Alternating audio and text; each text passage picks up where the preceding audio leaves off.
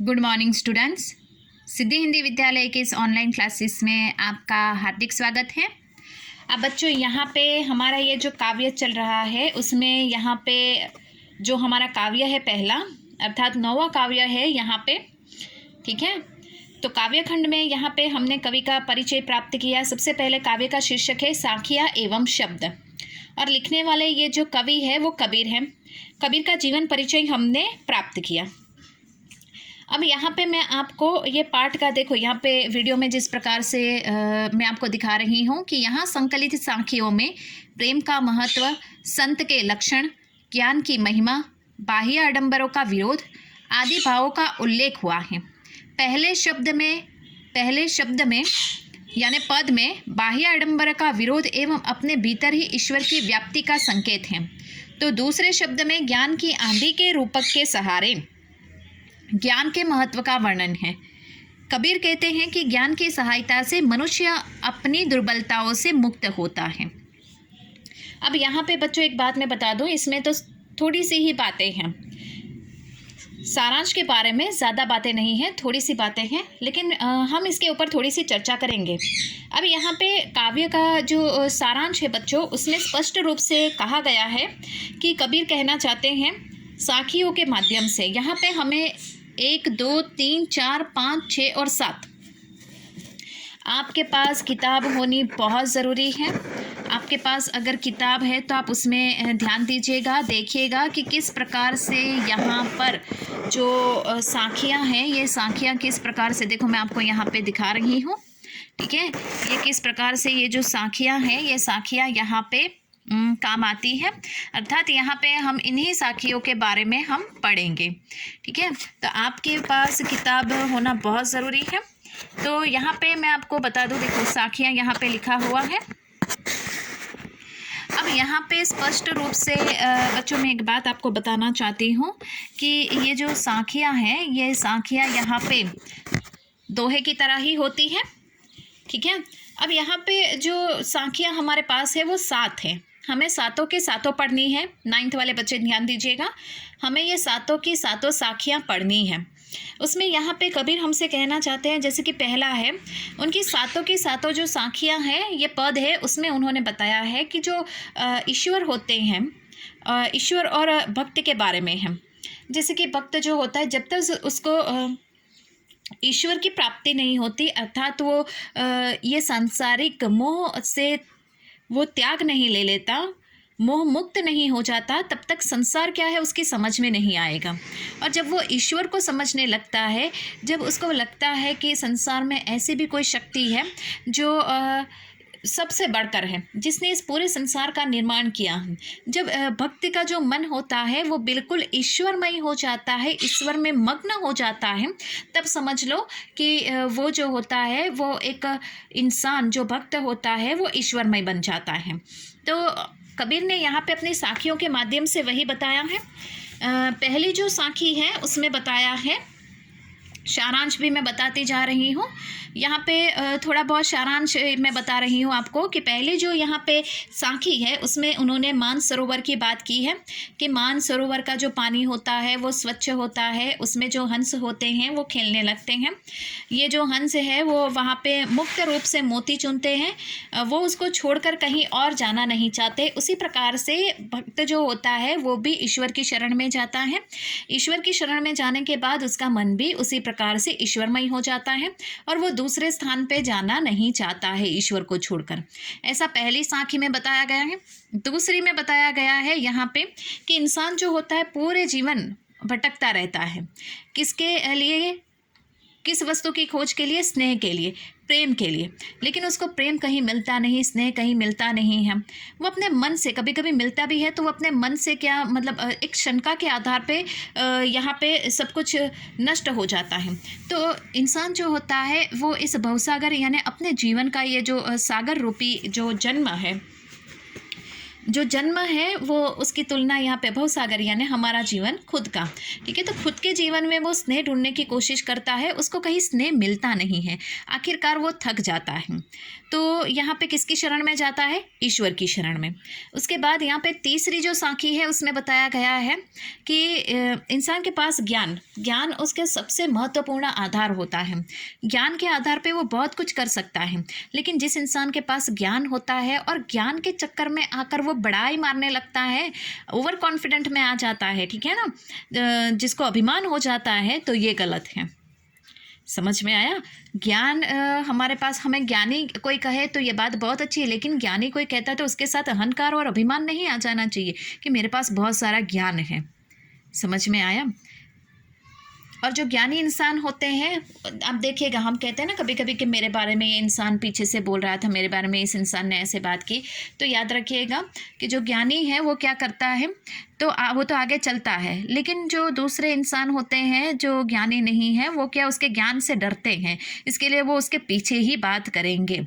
तो उसके बारे में यहाँ पे साखी में बताया गया है। चौथी साखी में यहाँ पे बताया गया है कि बहुत अच्छी बात यहाँ पे बताई गई है कि इंसान जो होता है ना, तेरा मेरा करता रहता है। इंसान अपने जीवन में पखापखी यानी पक्ष विपक्ष में पढ़कर सब कुछ भूल जाता है। इंसान जो होता है वो पक्ष और विपक्ष उसमें पढ़कर, अर्थात ये संसार में पढ़कर वो सब कुछ भूल जाता है, उसका उद्देश्य क्या है वो भी भूल जाता है। और धर्म संप्रदाय के चक्कर में पढ़कर वो ईश्वर की भक्ति से सच्चा ज्ञान प्राप्त होता है, वो भी वो भूल जाता है।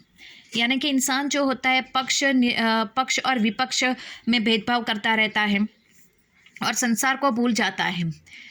ईश्वर को परखने के लिए ईश्वर के नज़दीक जाना जरूरी होता है। ईश्वर को समझने के लिए हमें अपने मन को ईश्वरमय बनाना पड़ता है, तभी हम उसको समझ पाते हैं, ठीक है। तो इस तरह से यहाँ पे साखियाँ जो है बच्चों, हम 4 साखियों के भावार्थ मैंने यहाँ पे आपको बताए हैं, और उसके बाद यहाँ पे बाकी की 3 जो साखी हैं उसके भावार्थ भी मैं आपको बताऊँगी, लेकिन यहाँ पे ये थोड़ा भावार्थ जानने के बाद हम 1-2 साखी यहाँ पे देख लेते हैं, ठीक है। अब काव्य की शुरुआत करते हैं। सबसे पहले मान सरोवर सुबर जल हंसा केली कराही, मुक्ता फल मुक्ता चुगे अब उड़ी अनंत ना जाही।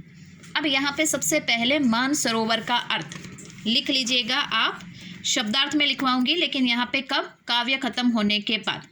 तो मान सरोवर का सबसे पहले अर्थ होता है, मान सरोवर अर्थात हृदय, ठीक है, मान सरोवर अर्थात हृदय। और ये मान सरोवर तिब्बत में एक प्रकार की झील है, उसका अर्थ आप लिख सकते हो, तिब्बत में एक प्रकार की झील, अर्थात यहाँ पे जो जिस अर्थ में लिया गया है वो हृदय, मान सरोवर अर्थात हृदय, आप ये भी लिख सकते हो, और तिब्बत की एक प्रकार की झील, ठीक है। उसके बाद सुभर का अर्थ होता है अच्छी तरह भरा हुआ, सुभर यानी अच्छी तरह भरा हुआ। जल यानी पानी, हंसा यानी हंस पक्षी के बारे में बताया गया है। और ये जो होता है वो जीव, उसके साथ उसकी तुलना की हुई है। केली यानी क्रीड़ा। कराहिम यानी करना। ये एक शब्द के आपको अर्थ बताती जाती हूँ, ठीक है, आप अपनी कॉपी में लिख सकते हो, वरना मैं शब्दार्थ तो काव्य जब खत्म होगा उसके बाद मैं आपको बताऊंगी, ठीक है। तो यहाँ पे मान सरोवर यानी तिब्बत की एक प्रकार की झील, सुबर यानी अच्छे से भरा हुआ, जल यानी पानी, हंस यानी पक्षी हंस, केली यानी क्रीड़ा, कराहिम यानी करना, मुक्ताफल यानी मोती, प्रभु की भक्ति, मुक्ताफल यानी मोती, प्रभु की भक्ति। उड़ी यानी उड़कर, अनत यानी अन्यत्र कहीं और, जाही यानी जाते हैं। अब यहाँ पे सबसे पहले मैं इसका भावार्थ आपको बता दूं कि मान सरोवर के स्वच्छ जल से, मान सरोवर सुबर जल यानी मान सरोवर स्वच्छ जल से भरा हुआ है। मान सरोवर लिखते जाइएगा बच्चों, भूल ना जाए कहीं आप, मैं जो बोल रही हूँ वो भावार्थ है उसका। मान सरोवर स्वच्छ जल से भरा हुआ है, उसमें हंस क्रीड़ा यानी खेल रहे हैं। पहली पंक्ति का भावार्थ है, मानसरोवर स्वच्छ जल से भरा हुआ है, उसमें हंस क्रीड़ा यानी खेल रहे हैं और मुक्त रूप से मोती चुन रहे हैं। मुक्ता फल मुक्ता चुगे, और मुक्त रूप से मोती चुन रहे हैं। अब उड़ी अनंत ना जाही, वो उसे छोड़कर किसी दूसरी जगह पर, अर्थात वो उसे छोड़कर अन्यत्र दूसरी जगह पर जाना नहीं चाहते। अनंत यानी अन्यत्र, न जाही जाना नहीं चाहते, ये भावार्थ होता है उसका। वापस बोल रही हूँ, ध्यान दीजिएगा। मानसरोवर स्वच्छ जल से भरा हुआ है, हंस उसमें क्रीड़ा यानी खेल रहे हैं। मुक्ता फल मुक्ता चुगे, मुक्त रूप से और मोती चुन रहे हैं। अब उड़ी अनंत ना जाही, वो इस जगह को छोड़कर अन्यत्र जाना नहीं चाहते। फिर लिखो उसमें, इसी प्रकार से जीवात्मा यानी जो भक्त होता है वो प्रभु भक्ति में लीन होकर परम आनंद का सुख लूट रहे हैं। उसी प्रकार जीवात्मा है वो भी प्रभु भक्ति में लीन हो चुके हैं और परम आनंद का सुख का अनुभव कर रहे हैं। वो अपने मन से स्वच्छ होकर मुक्त रूप से आनंद उठा रहे हैं। वो अपने मन से स्वच्छ होकर मुक्त रूप से आनंद उठा रहे हैं। वे इस सुख को छोड़कर अन्यत्र कहीं जाना नहीं चाहते। इसका पूरा भावार्थ ये होता है कि वापस एक बार पूरा दोहरा रही हूँ, आप अपनी कॉपी में लिख लीजिएगा कि मानसरोवर स्वच्छ जल से भरा हुआ है, हंस उसमें क्रीड़ा कर रहे हैं अर्थात खेल रहे हैं, मुक्त रूप से मोती चुन रहे हैं, वो इस जगह को छोड़कर अन्यत्र जगह नहीं जाना चाहते। यहाँ पे कवि का आश्रय यह है कि जो जीवात्मा है वो परमात्मा में लीन होकर आनंद लूट रहा है। वो मुक्त रूप से यहाँ पे स्वच्छंद होकर आनंद लूट रहा है और वो उन्हें छोड़कर, इस सुख को छोड़कर, अपने प्रभु को छोड़कर दूसरी जगह पे जाना नहीं चाहते। कौन? भक्त। तो बच्चों यहाँ तक ही हम रुकते हैं। आज के इस वीडियो में हमने पहला जो है यहाँ पे पहला एक ही साखी हमने ली है। एक वीडियो में हम दो साखियाँ ही पढ़ेंगे, ज़्यादा मतलब जल्दबाजी नहीं करेंगे, धीरे से पढ़ेंगे, कोई जल्दबाजी करने की ज़रूरत नहीं है, ठीक है। तो यहाँ पे मैंने जो आपको भावार्थ बताया वो आपको अपनी कॉपी में लिखना है। 9th वाले बच्चे, मैंने जो भावार्थ आपको बताया है वो आपको अपनी कॉपी में लिखना है, ठीक है।